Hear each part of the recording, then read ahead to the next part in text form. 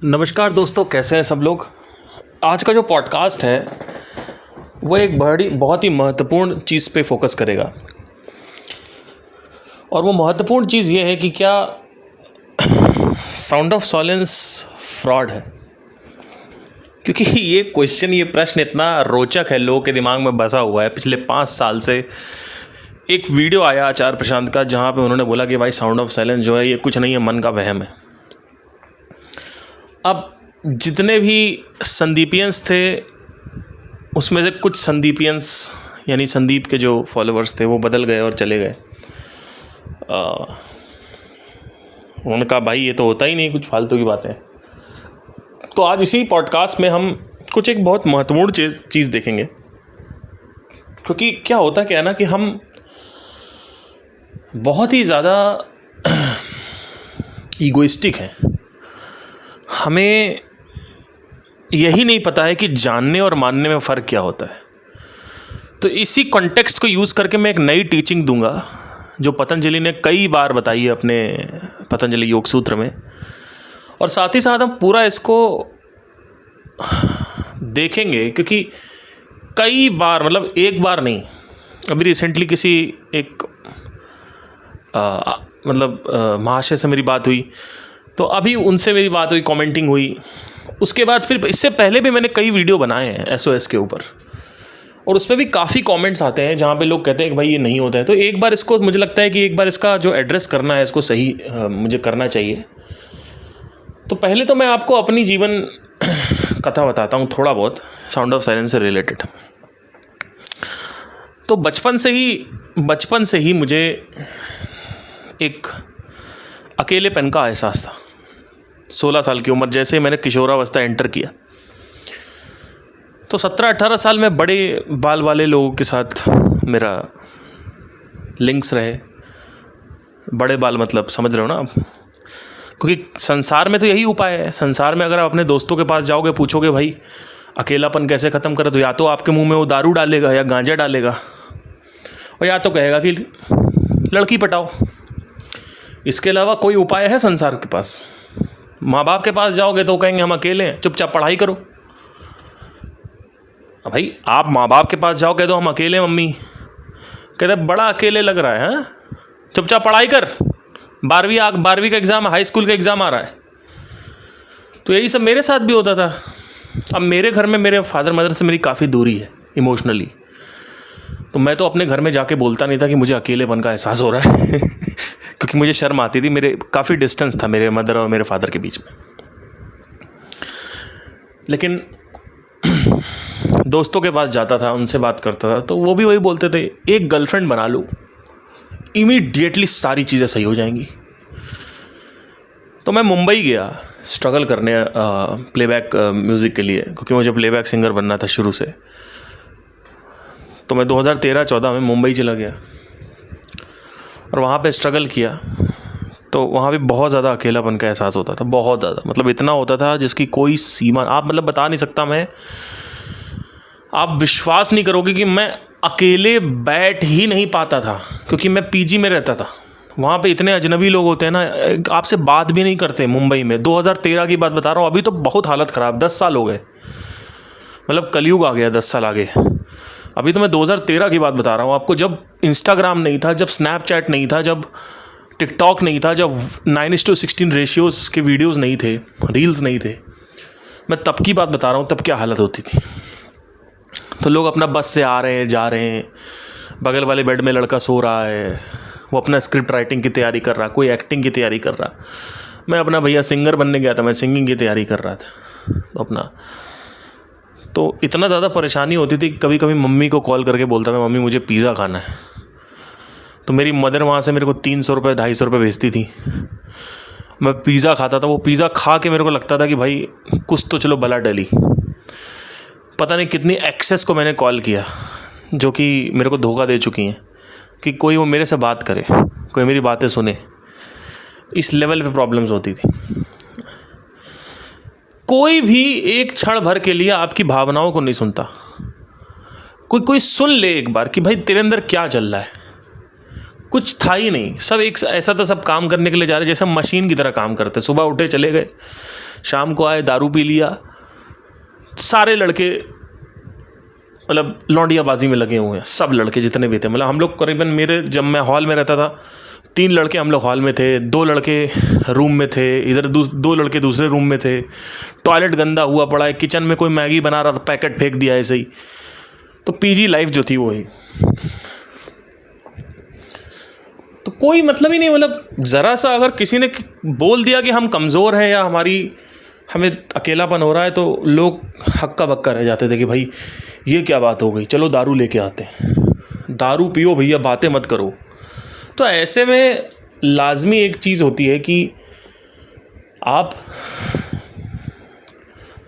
एक लाजमी एक मतलब एक नेचुरल चीज़ होती है कि यार आप किसी स्त्री से ही बात कर लें, क्योंकि स्त्री जो होती है वो चाहे कैसी भी स्त्री हो, कम सुंदर हो, थोड़ी ज़्यादा सुंदर हो, बहुत सुंदर हो, कैसी भी स्त्री हो, स्त्री आपसे जब आप फ़ोन पे बात करते हो किसी भी स्त्री से, किसी भी लड़की से, तो डेफिनेटली वो आपको सुनती है, भले ही वो फ़ोन ना काट, क्योंकि ये लोग बातों नहीं होती हैं सारी लड़कियां आपस में ना सारे इमोशन शेयर करती हैं आपस में।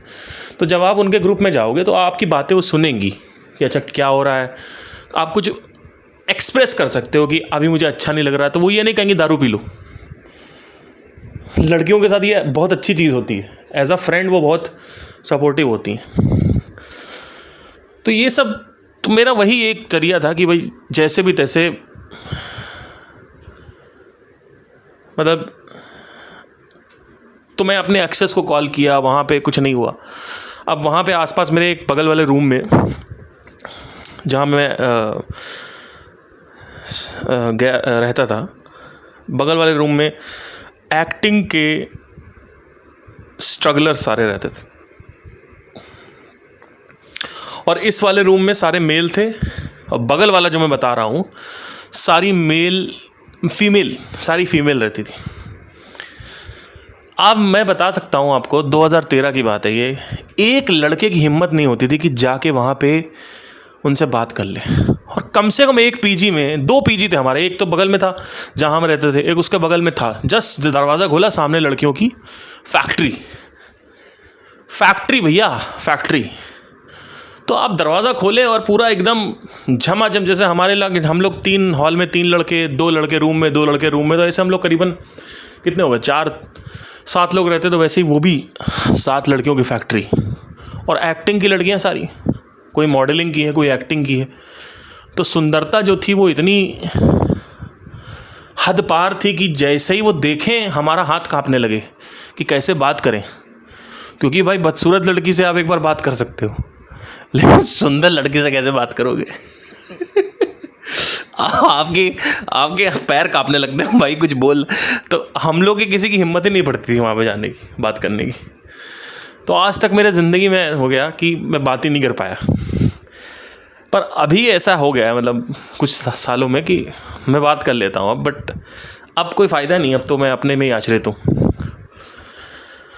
तो वहाँ से वापस आया, कॉलेज गया, तो इस तरीके की चीज़ें, बहुत फंडामेंटल सफरिंग थी। अब संदीप महेश्वरी का मेरी ज़िंदगी में क्या रोल है उसको देखते हैं पहले तो जब ये हो गया पूरा सारा, मतलब 22 साल की उम्र हो गई, 23 साल की उम्र में क्या हुआ, संदीप जी का वीडियो आया कॉजलेस हैप्पीनेस, और मैंने देखा, समझा, उसको आगे बढ़ा। फिर धीरे धीरे उन्होंने अष्टावक्र गीता चालू करी, बेसिक मेडिटेशन सेशन चालू किया। अब उस पॉइंट पे मेरे को एहसास हो चुका था कि भाई यहाँ पे बाहर सुख नहीं है, मतलब लड़कियों में यहाँ वहाँ सुख नहीं, क्योंकि 2-3 गर्लफ्रेंड भी हो चुकी थी मेरी, तो सुख नहीं है, सिंपल है, क्लियर है। मैं बार बार वही बोलता हूँ, क्योंकि लोग ना मेरे पॉडकास्ट सुनते नहीं हैं, ऑडियो पॉडकास्ट है, सुनेंगे नहीं, मुंह खोलेंगे और भक्क से बोल देंगे नीचे कमेंट पे, और फिर वो मेरे से अपेक्षा करते हैं कि मैं आखिर, अरे यार मैं वही चीज़ बोलूँगा जो आप पॉडकास्ट ही सुन लो, जो मैं आपको बोलने जा रहा हूँ वही मैं पॉडकास्ट में ऑलरेडी बोल चुका हूँ। उसके बाद भी लोग सुनते नहीं हैं, सुनेंगे ही नहीं, और सिर्फ अंदर नीचे अपना कुछ ना कुछ जो भी उनके गुरु ने बताया वो आके उल्टी कर देंगे, वॉमिट कर देंगे। तो अब भाई साउंड ऑफ साइलेंस के साथ मेरा जो अनंत ध्वनि है, जिसको हम ब्रह्म ध्वनि बोलते हैं, उसका इंटरेक्शन हुआ, तो मैंने अपना मेडिटेशन करना चालू किया।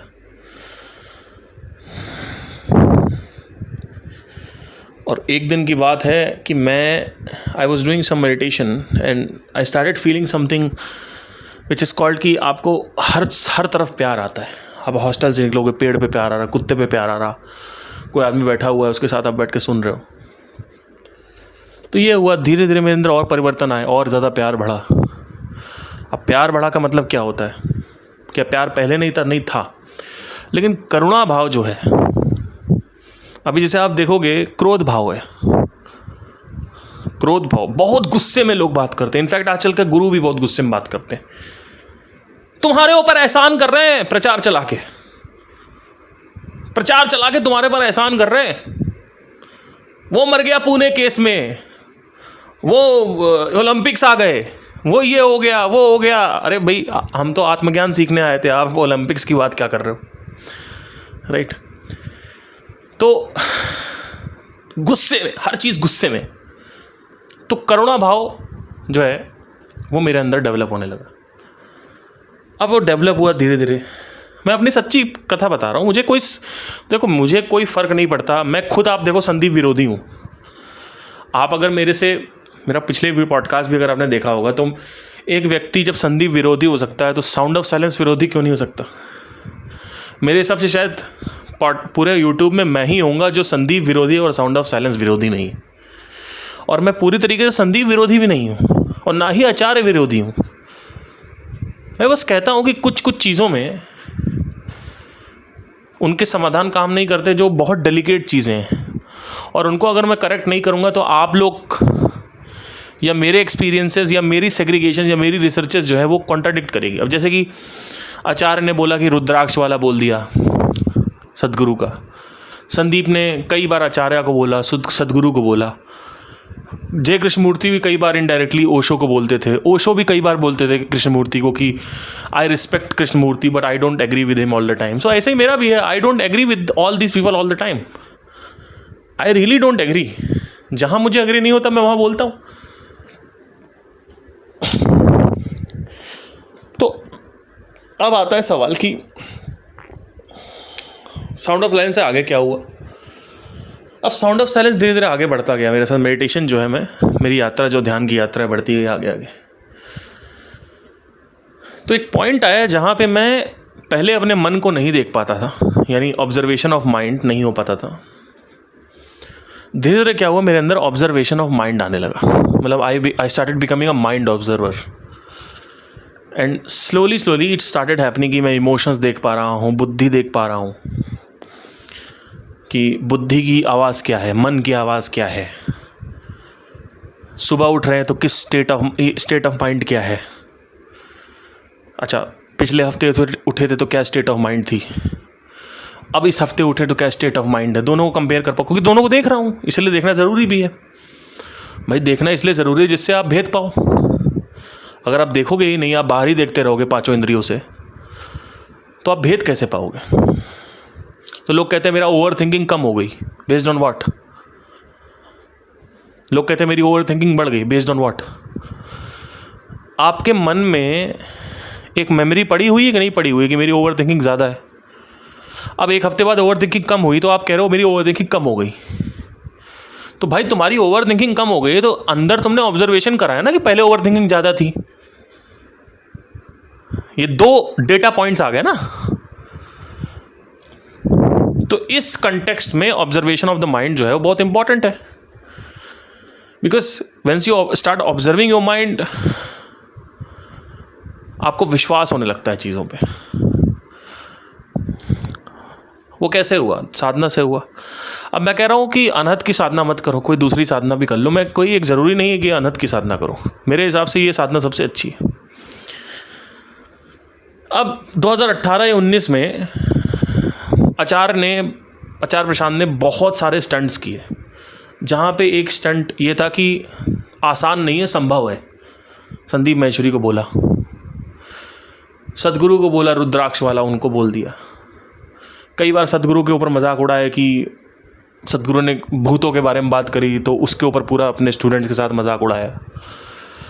ठीक है, उसके बाद फिर आज तक सदगुरु ने किसी को कुछ बोला नहीं, पर संदीप ने जब पता किया, पकड़ा तो मैं उनके सेशन में अटेंड किया, तो he was very irritated because almost 65,000 views जा चुके थे उस वक्त साउंड ऑफ साइलेंस के ऊपर, जो साउंड ऑफ साइलेंस का झूठ जो था वीडियो।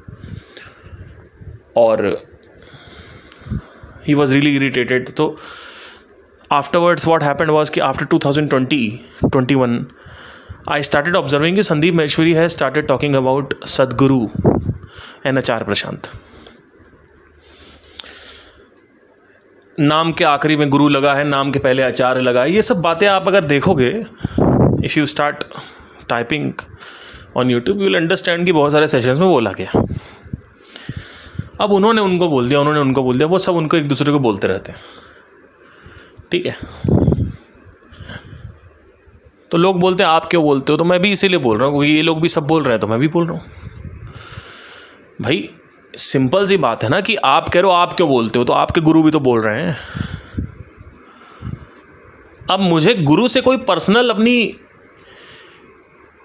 शिकायत नहीं है, मुझे उनके सल्यूशन से प्रॉब्लम है, ठीक है।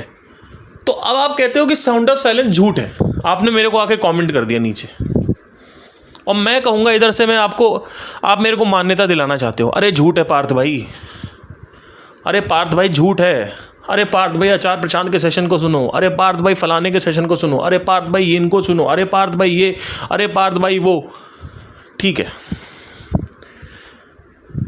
जब मैंने ऑलरेडी प्रत्यक्ष कर रखा है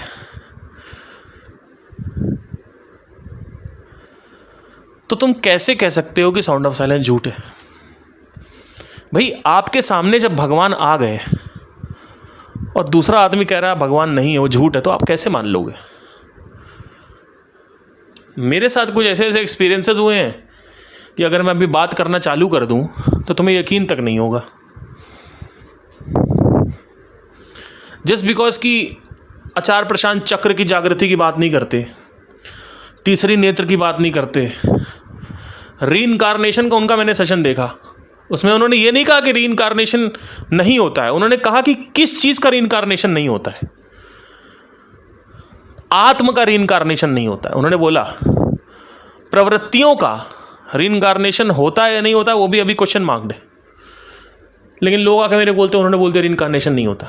अरे रीइंकार्नेशन होता है नहीं होता वो उनका सत्य है, आप अपना सत्य कैसे इन्वेस्टिगेट करोगे? भाई आप मेरे से आगे कह रहे हो कि भाई ये चाय मीठी नहीं होती। अब जब मैंने चाय पी रखी है तो चाय तो कैसे मैं मान लूँ मीठी नहीं होती है? तो आप क्यों मेरे ऊपर विश्वास दिलाने के लिए पड़े हुए हो? पहली चीज़ तो ये। अब दूसरी चीज़ ये कि जानने और मानने में फ़र्क क्या होता है, पहले इसको समझो। क्योंकि आप मेरे को आ रहे हो मनाने, साउंड ऑफ साइलेंस झूठ है, साउंड ऑफ साइलेंस झूठ है, मान लो पार्थ भाई। ये पार्थ सिंह पागल हो गया संदीप माहेश्वरी की तरह। संदीप माहेश्वरी ने एक झूठ फैलाया और पार्थ भी झूठ फैला रहा है। कोई क्यों झूठ फैलाएगा? वो मेरे को पैसा दे रहा है क्या? एक बात बताओ,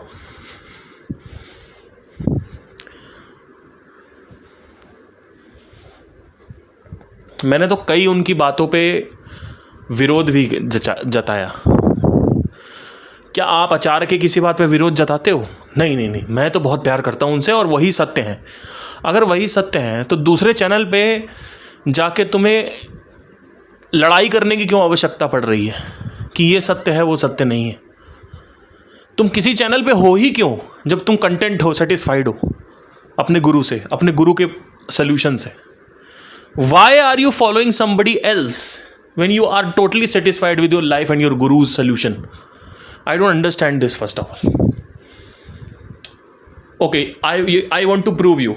Okay, ठीक है, you want me to prove? आप मेरे को प्रूव करना चाहते हो कि साउंड ऑफ साइलेंस नहीं होता। मैंने प्रत्यक्ष भगवान देख रखा है। अब बताओ, सुनता नहीं धुन की खबर अनहद का बाजा बाजता। तो लोगों ने नीचे क्या बोला पता है आपको? अभी मैंने ये बोला था बहुत पहले वीडियो में, तो लोग नीचे क्या बोल रहे हैं? अरे कबीर दास उसकी बात नहीं कर रहे हैं, वो अनहद अलग है, वो अनहद अलग है। अब जब लोगों ने यही कह दिया तो मैं उनको क्या करूं, क्या बताऊं? तो सबसे बढ़िया चीज़ ये है कि आप खुद प्रत्यक्ष प्रमाण करें, आगम प्रमाण के पीछे मत भागें। आगम प्रमाण क्या होता है? पतंजलि के 3 प्रमाण होते हैं स्पिरिचुअलिटी को इन्वेस्टिगेट करने के लिए। जो लोग मेरे से लड़ाई झगड़ा करते रहते हैं ना नीचे कमेंट में कि ये नहीं होता, ये होता है, ये सब मान्यताएं हैं, और जो मैं बोल रहा हूँ वो भी मान्यता है। आप साउंड ऑफ साइलेंस को 4-5 महीने सुनो, अनंत ध्वनि को सुनो। अब आप कहोगे, कुछ लोग कहेंगे हाँ फ़ायदा होता है, मन शांत हो रहा, कुछ लोग कहेंगे फ़ायदा नहीं होता है। जो लोग कह रहे हैं फ़ायदा नहीं होता है, पहली चीज़ तो ये ध्वनि फ़ायदा करवाने के लिए बनी नहीं थी, पहली चीज़ तो ये। दूसरी चीज़, मुझे फ़ायदा हुआ है, अब क्यों हुआ, मुझे क्यों हुआ, आपको क्यों नहीं हो रहा। मैं पूरी तरीके से खाली था जब मैं, इसको समर्पण बोलते हैं, सरेंडर, यज्ञ वो नहीं होता कि हवन करो।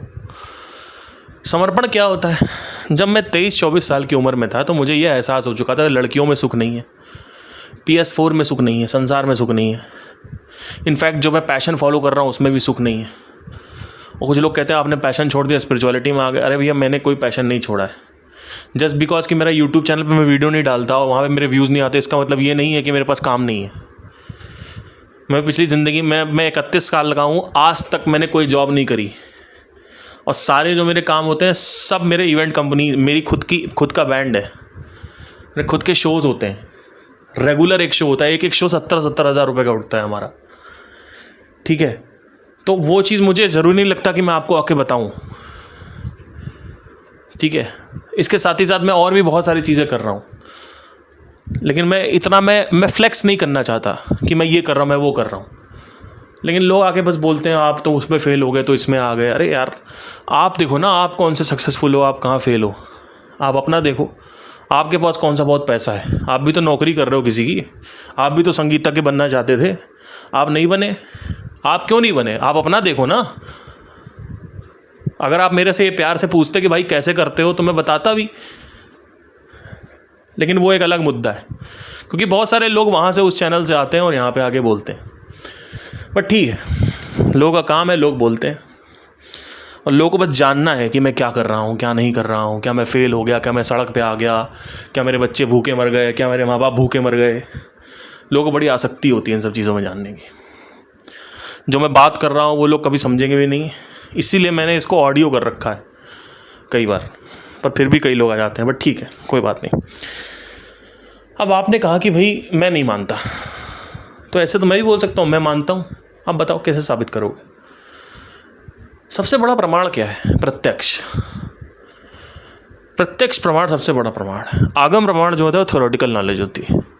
इसलिए मैं कहता हूँ भगवत गीता, उपनिषद, ये सब जो है ये किसी काम नहीं आएंगे अगर तुमने जो कुछ भी लिखा हुआ वो अपने अंदर भीतर ऑब्जर्व नहीं किया।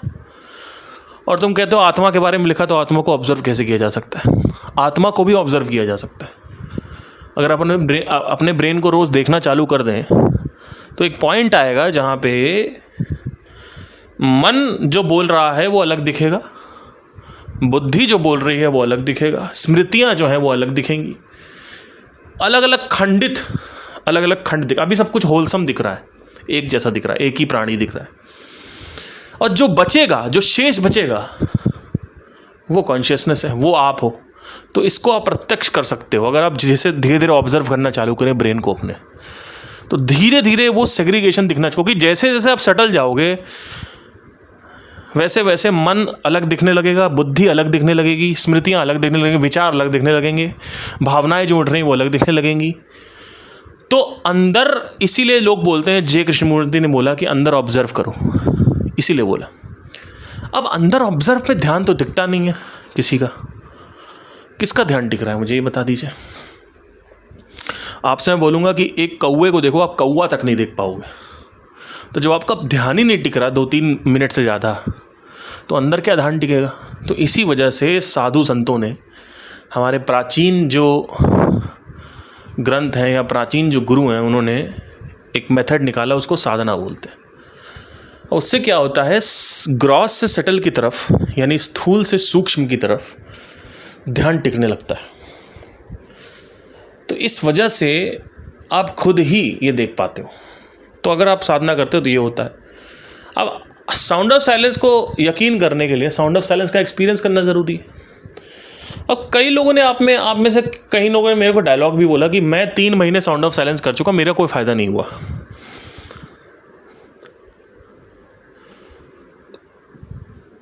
तो इसका सबसे बड़ा आंसर क्या है मैं आपको बताता हूँ। देखिए, मैंने आपसे बताया ना कि किसको फ़ायदा होता है, वो जो समर्पित है, वो जो अभी संसार में ही घूम रहा है, संसार में रस ढूंढ रहा है, संसार में मीनिंग ढूंढ रहा है, वो उसके लिए कैसे होगा। आप संसार में कुछ चाहते हो, वो कुछ भी हो सकता है, उसकी आसक्ति है, उसकी आकर्षण है, उसकी वासना है, उसका राग है तुम्हें। वो वासना जब तक तुम एक्सपीरियंस नहीं करोगे, उस वासना से त्याग नहीं होगा, मुक्ति नहीं मिलेगी। जब पूरे संसार को तुम भोग लोगे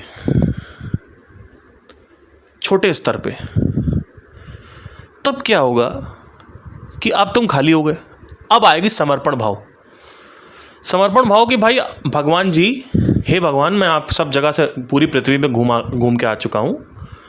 भगवान, मुझे कहीं भी खुशी नहीं मिल रही है, कहीं भी सुख नहीं मिल रहा है, कृपया मुझे मार्गदर्शन दें।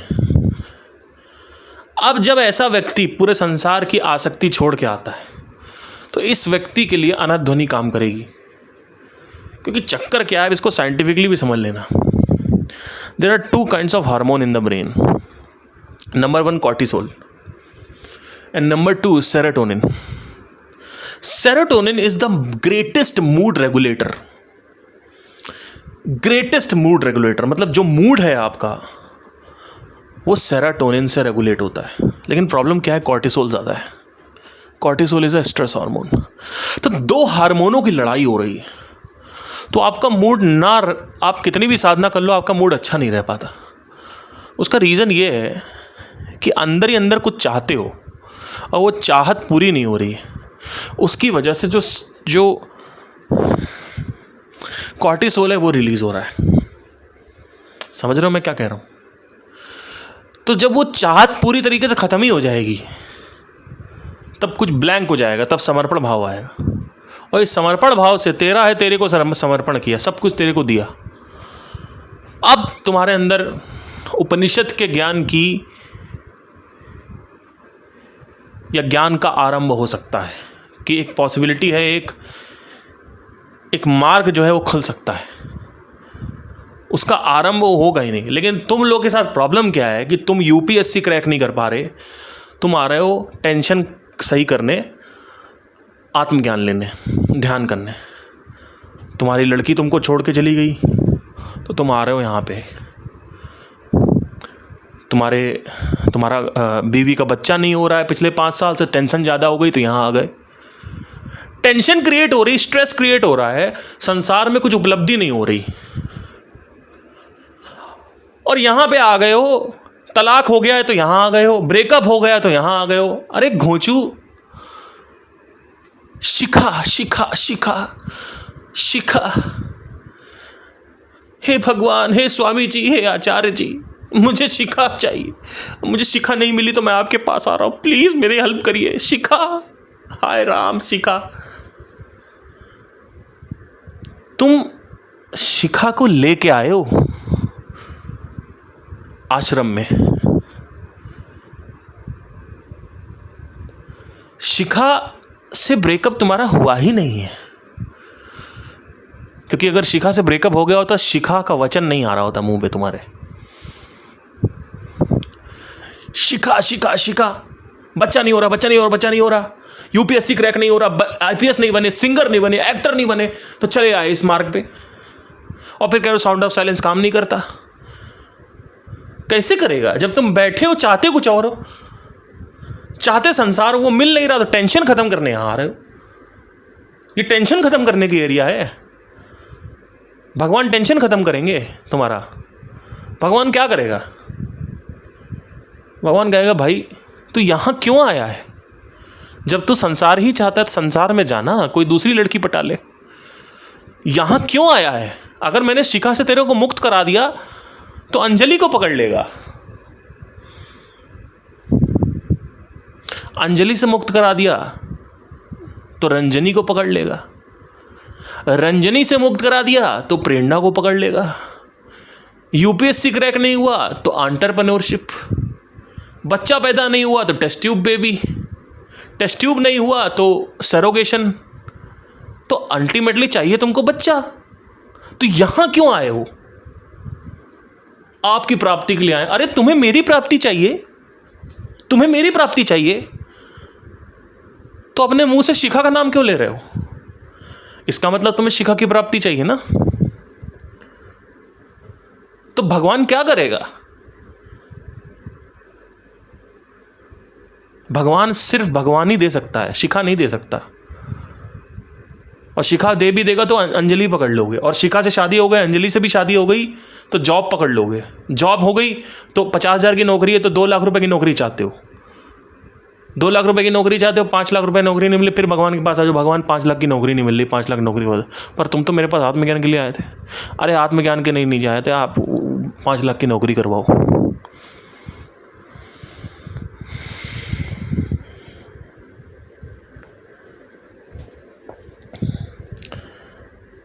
छोड़ना ही नहीं चाह रहे हो कुछ, क्योंकि तुम्हारी आसक्ति जो है वो संसार में, राग है संसार से, और द्वेष है उन सब चीज़ों से जो करने वाली चीज़ें होती हैं वो तुम करना नहीं चाहते, ध्यान तुम करना नहीं चाहते, द्वेष है तुम्हें ध्यान से।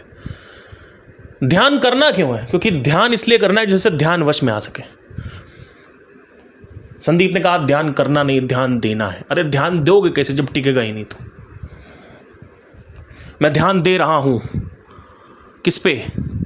एक चींटे पे, एक कॉकरोच पे, 2 मिनट से ज़्यादा मेरा ध्यान ही नहीं टिक रहा। तो अंदर क्या खाक देखोगे? विचारों को क्या खाक देखोगे? भावनाओं को क्या खाक देखोगे? बुद्धि को क्या खाक देखोगे? साधना चाहिए कि नहीं चाहिए जीवन में?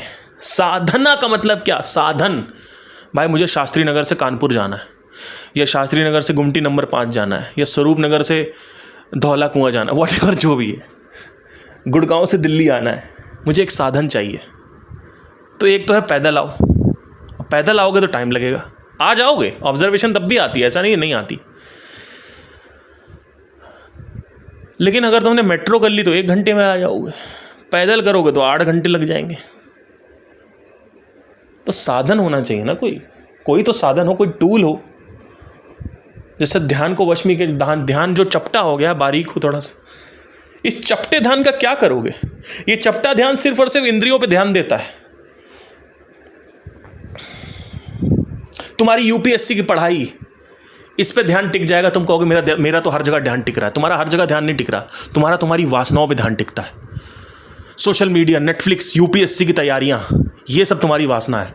सिंगर बनना ये वासना है, एक्टर बनना ये वासना है, इस पे तुम्हारा ध्यान टिकेगा और सबसे बड़ा अभिनेता बन जाओगे, सबसे बड़ा एंटरप्रेन्योर बन जाओगे, सबसे बड़ा आईएएस ऑफिसर बन जाओगे। लेकिन आंतरिक वैज्ञानिक बनना है तो उसके लिए ध्यान चपटा नहीं होना चाहिए, ध्यान बारीक होना चाहिए, और ध्यान वश में होना चाहिए। और मन जो है वो ध्यान को वश में दे ही नहीं रहा है। मन कह रहा है वासना पे ध्यान लगाओ, क्योंकि मन को हड्डी चाहिए।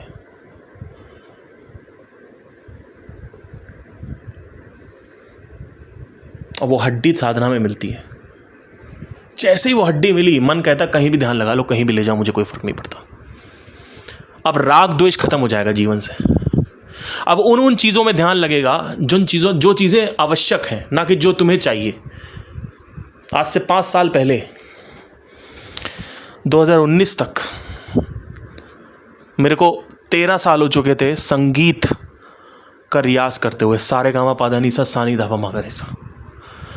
2020 में मैंने डिजिटल मार्केटिंग की शुरुआत करी, 2021 में मैंने अपना बैंड स्टेबल किया, और 2022 में मैंने अपने बैंड को दिल्ली एनसीआर में, आज ऑलमोस्ट हर 2 दिन में हमारा एक शो होता है। और 2023 में मेरी जर्नी चालू हुई डिजिटल मार्केटिंग की, जो कि मैं एड्स रन करना हूँ एक और नया बिजनेस क्रिएट करने के लिए। कैसे सीखा? ध्यान वश में था। 2020 में मुझे मार्केटिंग सीखनी थी, ना कि मुझे सारे गामा पादा नीसा सा नी धा पा मा गा रे सा ये करना था। लेकिन लोग उस बबल से लोग निकल नहीं पा रहे। उसको राग बोलते हैं। राग मतलब आकर्षण। द्वेष मतलब विकर्षण. I don't like marketing, but you need to, you know that the marketing is right for you. You know that this subject has to be learned in order to make your quality of life better. So I started learning things. So this is how I did in Rajasic Karma. But I'm not talking about Rajasic because this is not a Rajasic channel. This is a spiritual channel. Same way I did for Atmagyan also. So you don't want to be on the path of sound of silence. You don't like sound of silence. You don't believe on sound of silence. It's okay. Don't believe it. Feel it. Experience it. No, sir, I have experienced it. Then question. Then why the hell you are in spirituality? Do you want something else? और जिस व्यक्ति को कुछ नहीं चाहिए संसार में, पता है सुख नहीं है, वो व्यक्ति अगर साउंड ऑफ साइलेंस को, अनंत ध्वनि को और साथ ही साथ आत्मज्ञान को भी लेता है, तो वो व्यक्ति का मोक्ष होना, लिबरेशन होना संभव है, असंभव नहीं है. He will win in life. वो अपनी ज़िंदगी में ज़रूर जीतेगा. The problem is that the sound of silence is not working for you, और whatever quote unquote work is for you. I don't know what this word work, it doesn't work for me. I don't know what this is. You want to create some shanti inside you, but shanti create कैसे होगी? किसी भी ध्यान से करके. जिस व्यक्ति के ऊपर साउंड ऑफ साइलेंस काम नहीं करेगा, वो व्यक्ति के ऊपर ना विपासना काम करेगी, ना तीसरी नेत्र, कहीं भी ध्यान लगा लो कहीं काम नहीं करेगा. क्योंकि वो व्यक्ति टेंशन क्रिएट हो रही है आकांक्षा और अंजलि की वजह से. यूपीएससी क्रैक नहीं हुआ, डिजायर नहीं पूरा हुआ, तो वो टेंशन क्रिएट कहीं और से हो रही. इंटरनल कुछ प्रॉब्लम नहीं है, केमिकल का लोचा नहीं है, प्रॉब्लम कुछ और है. तो इस वजह से तुम चले जाते हो इन लोगों के पास, सब सारे गुरुओं के पास चले जा रहे हो. आओ हमारी शरण में हम तुम्हारी हेल्प करेंगे. कुछ हेल्प नहीं हो रही. और सच बता रहा हूँ, अगर तुमको लगता है कि ठीक है भाई मैं गलत हूँ या तुम ज़्यादा महान हो, तुम्हारे गुरु ज़्यादा महान हैं, तो अपने गुरु के समाधानों को 3 से 4 साल फॉलो करके देखो. अगर तुम्हारे जीवन में सच में कोई सुधार आ गया, सुधार मतलब क्या, आज मैं जानता हूँ कल नहीं जानता. सुधार मतलब क्या तुम स्वतंत्र हुए? Minus the internet, minus the YouTube, minus the books. Are you independent? Is your happiness not dependent on some guru और सम लेक्चर्स और सम उपनिषद?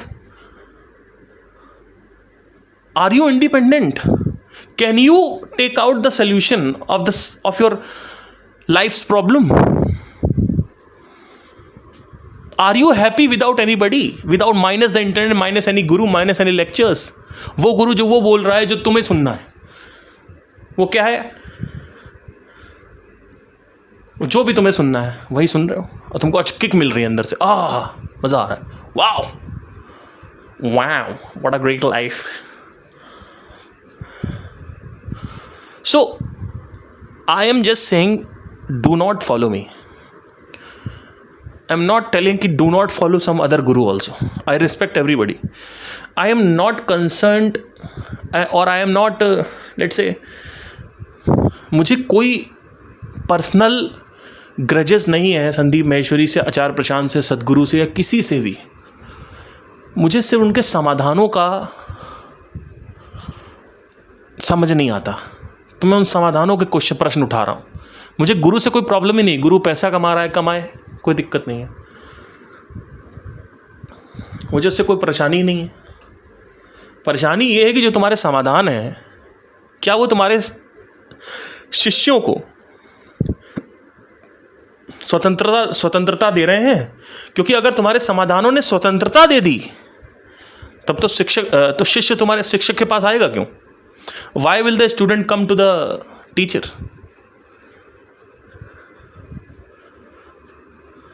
Why are you not independent? My question is to you. Why are you not independent emotionally? My question is to you. Why can't you find the answers of your own questions? सो मेरे जो lectures हैं, मेरे जो podcast हैं, वो आपको आज़ाद करेंगे, right questions पूछने में मजबूर करेंगे, और सही चीज़ क्या है वो है ऑब्जर्वेशन, उसकी तरफ लेके जाएंगे। क्योंकि मैं खुद देख चुका हूँ, मैं खुद निकला हूँ, और मैं खुद ही इन सबको सुन के आगे बढ़ा हूँ। I was the greatest disciple of Sandeep Maheshwari. I think पूरे हिस्ट्री में, यूट्यूब के या पूरे इंडिया की हिस्ट्री में मेरे से बड़ा संदीप का स्टूडेंट कोई नहीं होगा। लेकिन जब मैं उनके सेशन में फाइनली गया और उनके अंदर जो घमंड मैंने देखा कि वो पूरी तरीके से स्पिरिचुअलिटी को निगेट कर रहे हैं, कह रहे हैं स्पिरिचुअलिटी को इससे कुछ नहीं होता, मन के लेवल पे भी कुछ नहीं होता, शरीर के लेवल। मैंने कहा ये आदमी भटक चुका है।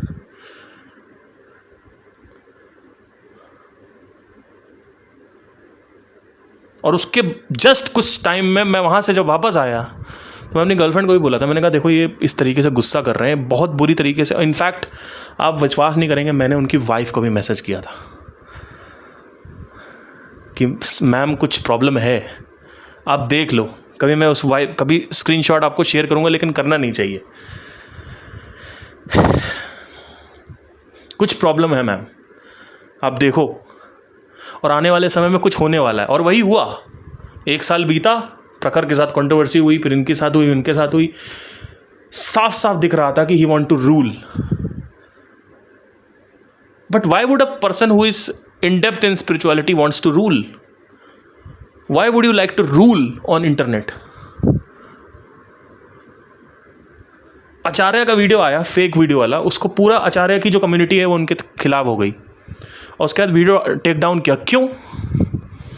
पहली चीज़ तो वीडियो टेक डाउन क्योंकि अगर आप सच्चे थे तो, पहली चीज़ है। दूसरी चीज़, आपने एक स्टंट मारा कि मैं आओ, सारे एंटरप्रेन्योर जितने भी आ रहे हो, सारे एंटरप्रेन्योर्स आओ, मैं आपकी हेल्प करूँगा, आपको गाइड करूँगा। किस चीज़ में? कि आपकी हेल्प करूँगा किस चीज़ में? आपके बिजनेस को ग्रो करने में। तुरंत उसके वीडियो के बाद एक आया था, एक 2 4 5 दिन में, कि मैं हेल्प करने वाला हूँ, आओ सब लोग आओ। टॉप 10 लोग, कुछ ऐसा कुछ था उसमें। वो भी वीडियो डिलीट हो गया। क्यों?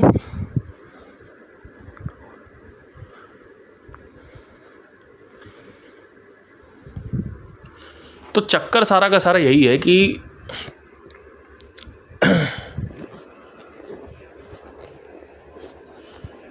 आप लोग ना भावनात्मक डिसीजन लेते हो। इट्स नॉट अबाउट कि आचार्य का तर्क अच्छा है या संदीप का तर्क अच्छा है। आप प्यार करते हो प्रशांत से, और जब आप प्रशांत से प्यार करते हो तो प्रशांत के उत्तरों से भी प्यार करोगे। प्रॉब्लम ये है, प्रॉब्लम सत्य से है ही नहीं, सत्य गया भाड़ में। प्रॉब्लम है अटैचमेंट। प्रॉब्लम है you love Sandeep Maheshwari, you are attached with Sandeep Maheshwari जान से, and you love Acharya Prashant, both of them. So what I am trying to say is कि this is the truth and you can't question it actually. But no, you don't want to swallow it because मुझे बुरा लगता है, क्योंकि आचार्य जी को कोई कुछ बोले तो मुझे बुरा लगता है, क्योंकि मुझे आचार्य जी, मुझे सत्य से लेना देना नहीं है। मेरे आचार्य जी को कोई कुछ ना बोले, और उनको कोई कुछ ना बोलने का मतलब क्या? उनके जवाबों का कोई काउंटर ना दे। तो चक्कर ये है। आखिरी में मैं आपको बताऊं ना, ये पूरे के पूरे पॉडकास्ट का अधिष्ठान यही है कि you are attached with your guru and the answers of your guru, because you are hurt कि मैं कुछ बोलता हूँ तो तुम्हें बुरा लगता है। साउंड ऑफ, उन्होंने बोल दिया साउंड ऑफ साइलेंस खराब है, मैं बोल रहा हूँ साउंड ऑफ साइलेंस होता है, तो आपको बुरा इसलिए नहीं लगता कि साउंड ऑफ साइलेंस होता है कि नहीं होता है। इन डेप्थ अगर आपके सबकॉन्शियस में देखा जाए ना, तो आपको बुरा लग रहा है, आप इमोशनली ड्रिवन हो, आपको लॉजिक से कोई लेना देना ही नहीं है, आप इमोशनली ड्रिवन हो। You are attached with the answer because you are attached with the guru, you love guru, you have hormones flowing for your guru, you are taking the decisions based on the hormones inside your body and the brain. So that's why you don't want to believe on some things. That is the main thing actually. और अगर emotion आ गया तो अब मेरा काम ख़त्म, क्योंकि इमोशन का कोई जवाब नहीं है। इमोशन का like the moment you cross the boundary of logic, emotion से अगर कुछ भी किया जाता है, इस पूरे के पूरे ब्रह्मांड में जो लड़ाई हो रही है वो इमोशंस के बेस पे हो रही है, सारे धर्मों की। लॉजिक कहीं है ही नहीं। वो कह रहे हैं मल्टीपल फॉर्म्स है, वो कह रहा है एक फॉर्म है, और एक आदमी कह रहा है स्त्री होती ही नहीं है, केवल मर्द होता है।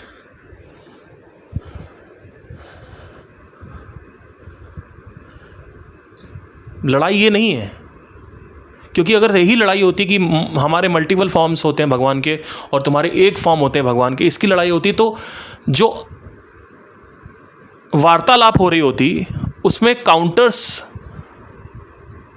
और काउंटर लॉजिक्स होते, लॉजिक एंड काउंटर्स होते, तर्क वितर्क होता। लेकिन तर्क वितर्क है ही नहीं ना, गुस्सा है, क्रोध है, सिर्फ क्रोध है और तलवारें हैं, तर्क है ही नहीं। कहीं कभी आपने कभी सुना कि हिंदू मुसलमान की लड़ाई हो रही है, तर्क है? कोई तर्क आया बीच में? कोई तर्क देता है कि देखो हम इसलिए नहीं है क्योंकि हमारा ये, और ये आपने घर वालों से सुना अपने कि मल्टीपल फॉर्म्स होते हैं तो इस वजह से होते हैं? किसी ने वजह दी आपको आपके घर में? या सिंगल फॉर्म होता है तो इस वजह से होता है? कोई रीजन नहीं देगा, रीजनिंग है ही नहीं। The moment reasoning is the absent, only क्रोध is present, only emotions are present. So you are crossing the boundary of logic, और इमोशन आ गया तो यू कांट। और मार्केटिंग में एक बात कहते हैं, बड़ी अच्छी बात है, 80% decisions are based on emotions, people buy emotionally, label it with logic. लोग इमोशनली खरीदते हैं और लॉजिक से बताते हैं, रैशनलाइज करते हैं उसको। मतलब you are buying iPhone for your bloody status, but if I ask you why the hell you have bought a 50,000 rupees iPhone, you will say कि इसका कैमरा अच्छा है, यू विल से कि रीसेल वैल्यू अच्छा है, and you will say कि मुझे मेरा काम है उसके लिए मुझे कैमरे की ज़रूरत पड़ती है, whatever the hell it is, waterproof है, whatever. Why are you buying a Ferrari? अरे इंजन पावर अच्छा है। अरे टेल ना कि भाई स्टेटस के लिए खरीद। नो नो नो, तो बुरा लग जाएगा ना, ईगो को हर्ट हो जाएगा, तो it's pointless. So you believe on SOS, you don't believe on SOS, it's your problem, it's not my problem. But please make sure कि आप मेरे को विश्वास नहीं दिला सकते हो कि SOS नहीं होता है। और आपको आपके गुरु ने भी कोई मिशन पे तो भेजा नहीं है कि जाके SOS नहीं होता इसको साबित करो, तो आप क्यों कर रहे हो? आपके पास कोई काम धंधा नहीं है? मैं सबसे सीखता हूँ, आचार्य से भी सीखा, संदीप से भी, सबसे सीखा है, कई लोगों से मैंने सीखा है, मैं सबसे सीखता हूँ। मैं लड़ाई नहीं करता जाके कि वो गुरु अच्छा कर रहा है, वो गुरु अच्छा कर रहा है, वो गुरु ज़्यादा अच्छा बोल रहा है, वो गुरु अच्छा बोल रहा है। धन्यवाद, टेक केयर।